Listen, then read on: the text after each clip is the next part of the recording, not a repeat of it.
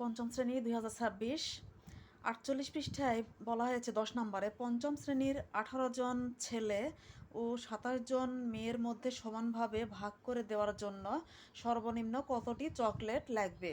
সর্বনিম্ন কম কিছু বুঝালে লসাগু হয় আর বেশি কিছু বুঝালে গসাগু হয়। তাহলে যেহেতু সর্বনিম্ন বলছে তাহলে 18 আর 27-এর আমরা লসাগু নির্ণয় করব। লিখব কিভাবে? 18 ও 27-এর লসাগুই হবে চকলেটের সংখ্যা। এই যে কতটি চকলেট, তার মানে চকলেটের সংখ্যা।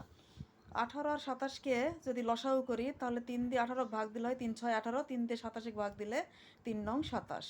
এবারে আবার আমরা 3 দিয়ে ভাগ দিব 6 3 দোগুণ 6, 3 দিয়ে 9 ভাগ দিলে 3 তিরিকে 9। আর দেওয়া যাবে না ভাগ, তার কারণ হলো 2 দিয়ে ভাগ দিলে শুধুমাত্র 2 1 ভাগ দিতে হবে, আর 3 দিয়ে ভাগ দিলে শুধুমাত্র 3 1 ভাগ দিতে হবে। একটা সংখ্যাকে ভাগ দিতে হয় না। এরপরে আমরা এই 3 এই 3 এই 2 আর এই 3 এই 4টা সংখ্যা আমরা গুণ করব। গুণ করলে হবে 54। 54, এখানে টি দেওয়ার দরকার নেই, 54। তাহলে উত্তর 54টি। আল্লাহ হাফেজ।